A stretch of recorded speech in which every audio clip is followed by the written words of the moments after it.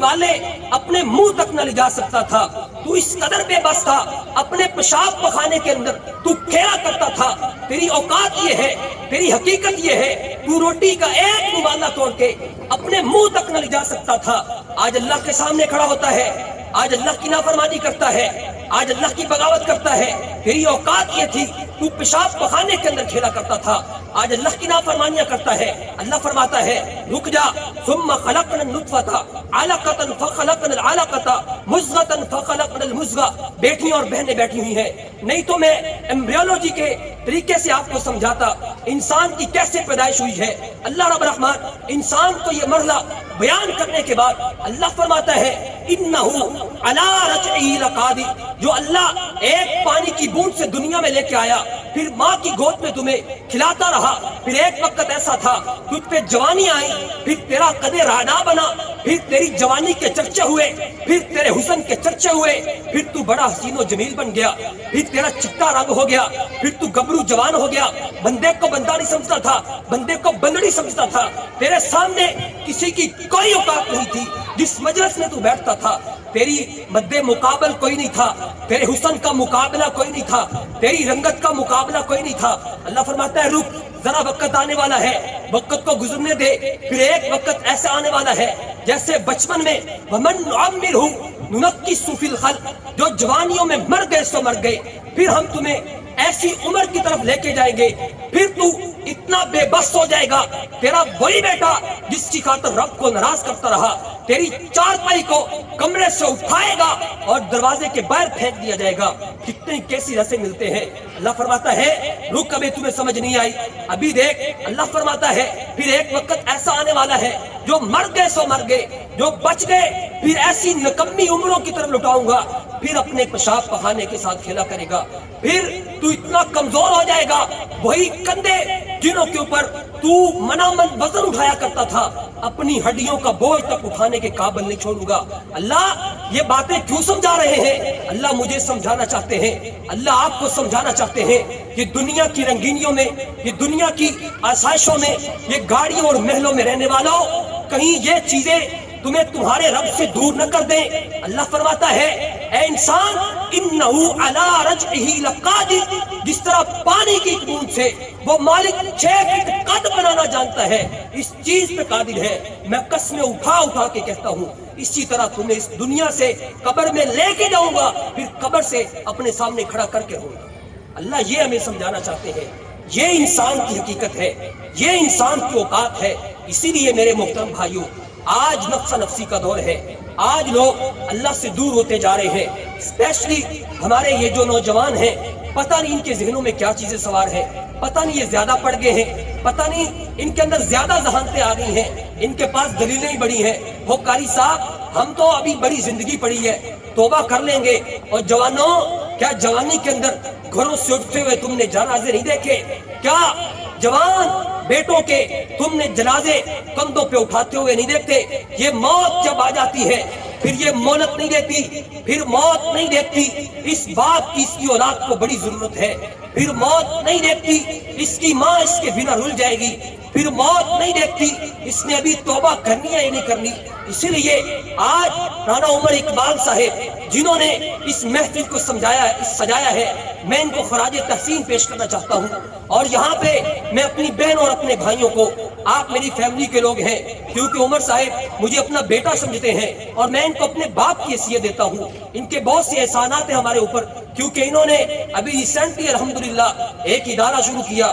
اللہ رب العزت ان کی یہ محنت قبول فرمائے، جس کے اندر تقریباً 30 کے قریب بچے پڑھ رہے ہیں، جن کے اندر کئی بچے ایسے ہیں جو فیس افورڈ نہیں کر سکتے، لیکن الحمدللہ یہ ادارہ چل رہا ہے۔ تو میرے محترم بھائیوں، میں ساتھ آپ کو یہ دعوت فکر دینا چاہتا ہوں، پتہ نہیں زندگی کتنی پیچھے رہ گئی ہے، پتہ نہیں ہم میں سے کتنے ہوں گے جن کے کفن بھی بازار کے اندر آ چکے ہوں گے۔ تو میرے محترم بھائیوں، یہ غفلت کی نیند چھوڑو، اللہ ہمیں سمجھانا چاہتے ہیں۔ اور انسان اگر یہ اٹھتے جنازے بھی تمہیں نہیں سمجھا سکتے، پھر میرا باز تمہیں نہیں سمجھا سکتا۔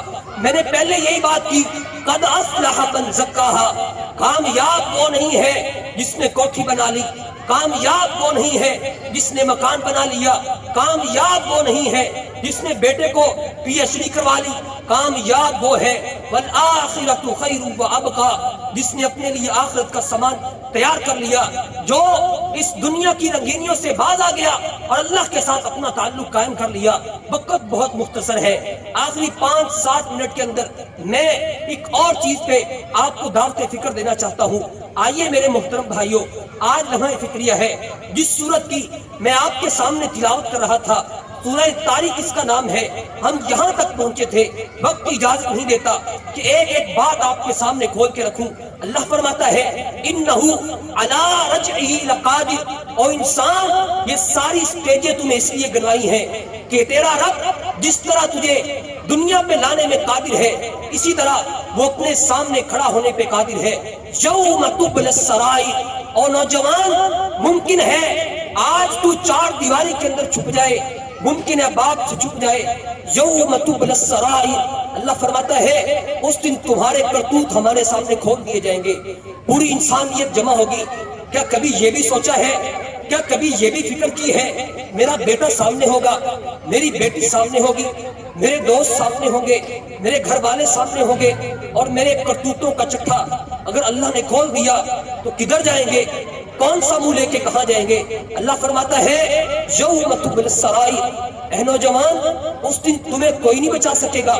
یوم تبلی السرائر فما لہ من قوۃ ولا ناصر، آج کسی کے راز کھلے، کسی سردار کے راز کھلے، کسی جنگیردار کے راز کھلے، کسی SHO کے راز کھلے، کسی MPA کسی منسٹر کے راز کھلے، وہ فائلیں بند کروا دیتا ہے۔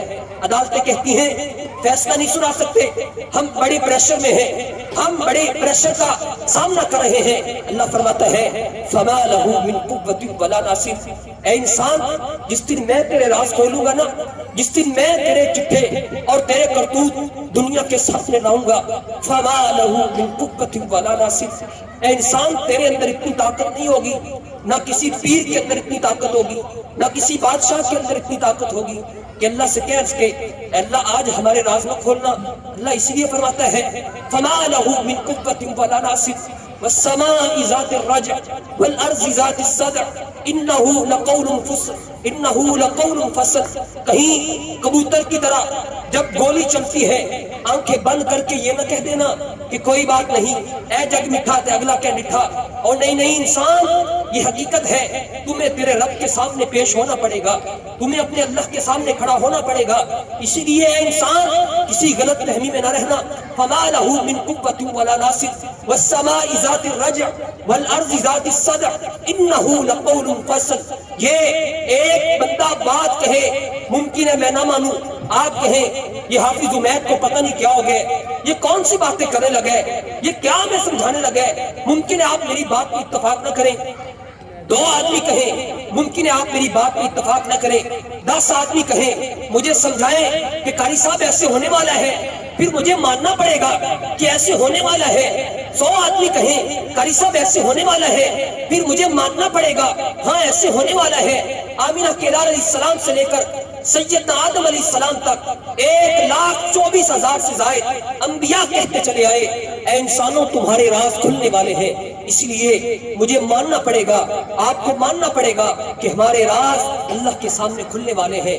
اللہ ہمیں ایسے نہیں دیکھتے جیسے میں آپ کو دیکھ رہا ہوں، اللہ ایسے نہیں دیکھتے جیسے آپ